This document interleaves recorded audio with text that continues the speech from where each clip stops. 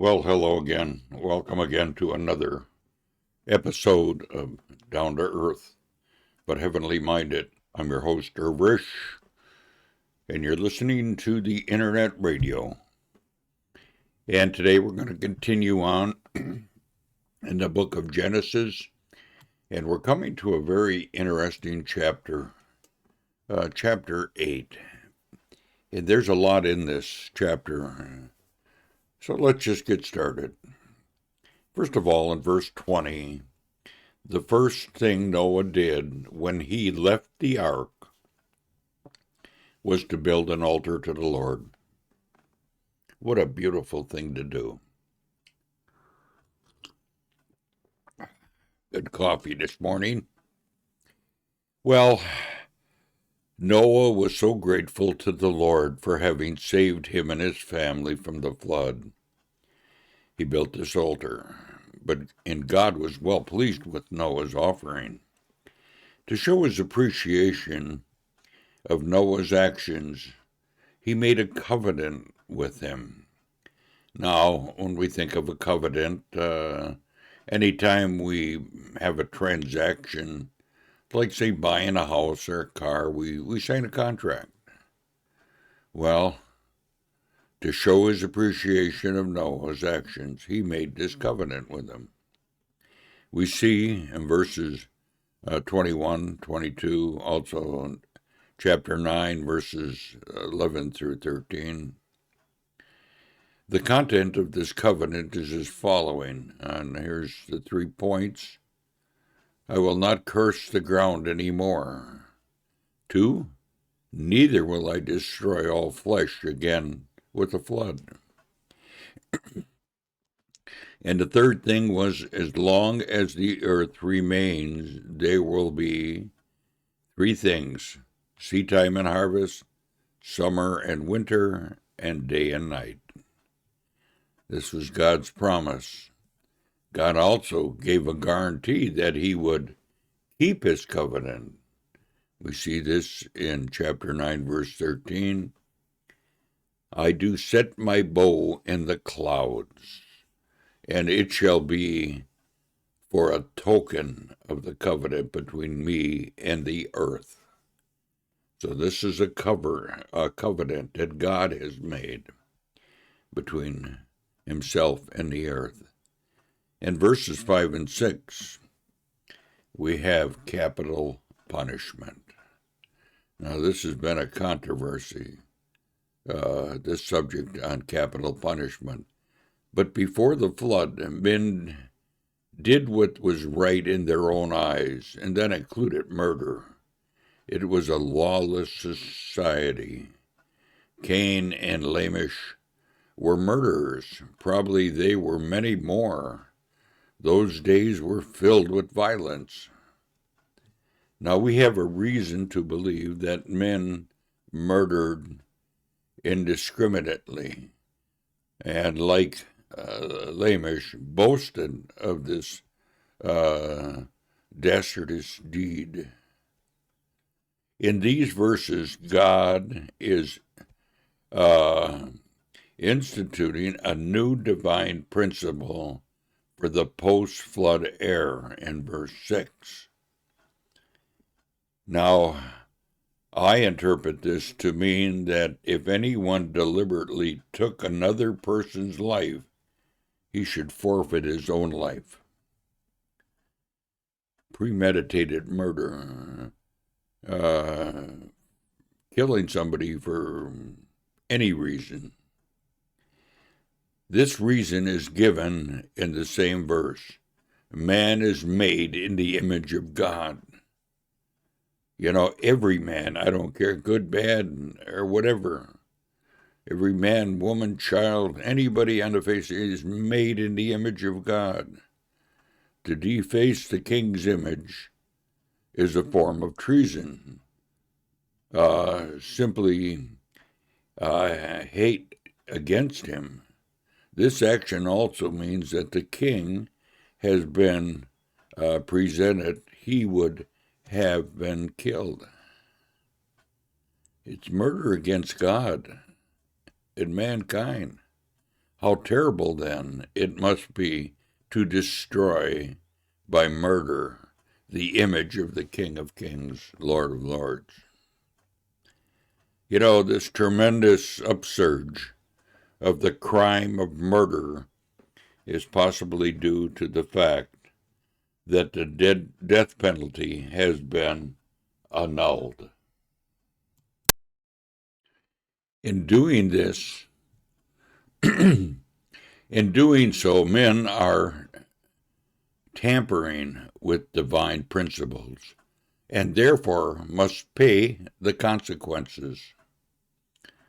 Chapter 11, verses 1 through 4, these verses show us the way of man in the New World. You know, mankind is in revolt against God, seeking to glorify and deify themselves.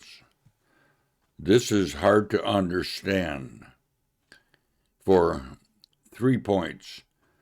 For God has absolutely cleaned the earth. He's going to start all over. He has saved the best family, and the environment was again made perfect for man. Everything had changed except the heart of man, which is deceitful and desperately wicked. Who can know it? This is the second chance man was given. First, in the perfect surroundings of the Garden of Eden, and second, in the perfect environment of a purged world. Let us now look, first of all, at the man behind the revolution, or the revolt, and then the revolt itself.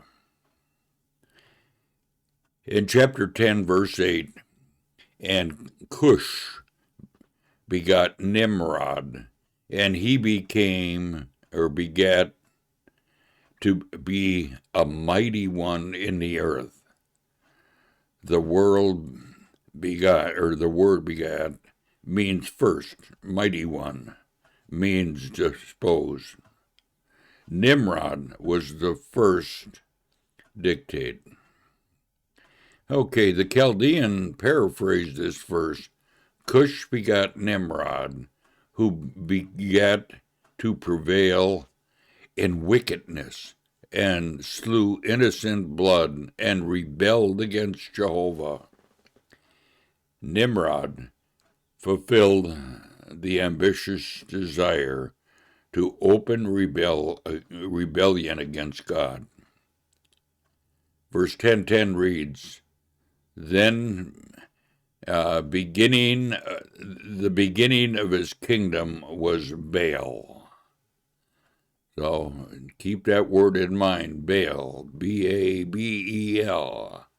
This is the key to the interpretation of verse 9, the first 9 verses of chapter 11. You know, the journey from the east, when they came to the valley of Shinar, they decided to build an impregnable feature, one which neither God nor man could conquer. Now, quote at this point, verse 4. And you know, when we think about verse 4 and what it really means, they built the city for 2 reasons: to make a name for themselves and to keep them from being scattered abroad. They didn't want to be either one. They wanted to stay together, and they wanted to have a name for themselves. This was in defiance to what God had said: be fruitful and multiply and replenish the earth. In God's estimation, man had gone too far, so he visited mankind in the most unusual way. And verse 1 says, the whole earth was of one language. And verse 7 says that God confounded their language, so they could not understand each other's speech. And then verse 8 tells us that God then scattered them abroad upon the face of the earth. Another crisis has arrived in the history of the world. Once again, the human race was guilty of turning their backs upon God. Genesis 11:6 tells us of God's attitude to man's rebellion. Reading that verse, and the Lord said, if as one people all shared a common language, they have begun to do this, then nothing they plan to do will be on them. God knew the heart of man and what was going to happen. And he had to do this. There was no stopping them. At this point in time, God abandoned the nations, and they became the victims of their own evil desires. In one word, God withdrew all divine restraints, but not before they had twice received the revelation of God's mercy, to Adam and then to Noah. Now, Paul in Romans 1, I got to have a drink of my coffee and clear my throat here. Yeah, that's a little better. Now, Paul in Romans 1 describes the change in the world's behavior and their beliefs. He did more than suggest that the cause of wickedness is ungodliness in the world today. All began in the days of Nimrod and his followers. The stage is set. The decline is as following: apostasy, atheism, and idolatry. These three things, think about them: apostasy, atheism, and idolatry. Idolatry enslaves people mentally, sensually, spiritually. We all have idols. At this point, Paul says, God gave them up to uncleanliness, verse 24. This is out of Romans 1. Next, Paul says to those who abandon God, find themselves abandoned by God. God gave them up to vile affections, verse 26. And verses 26 and 27 describe some of the heinous sins and the unnatural vices in which some people engage.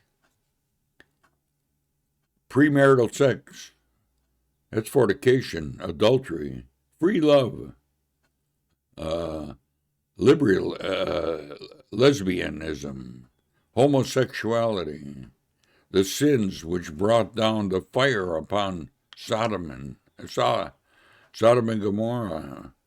Verse 28, then following mental perversion, they would not restrain or retain the knowledge of God.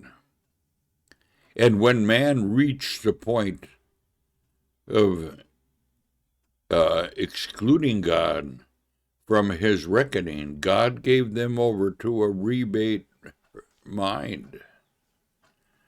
Well, verse 29 and 32 is the category of the 22 sins which characterize the reprobate mind, and would today and will continue unabated until the Lord comes to the earth.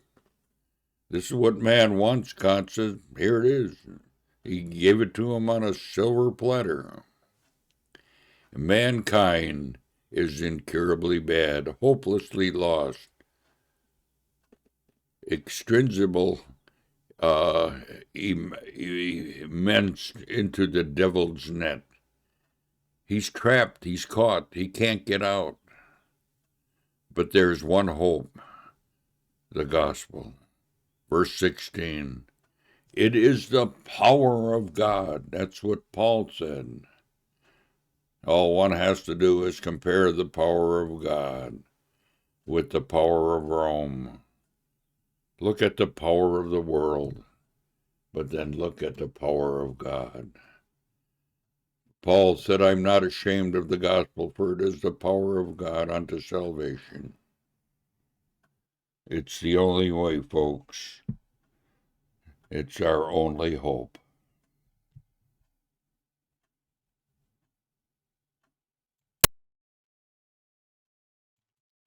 The end.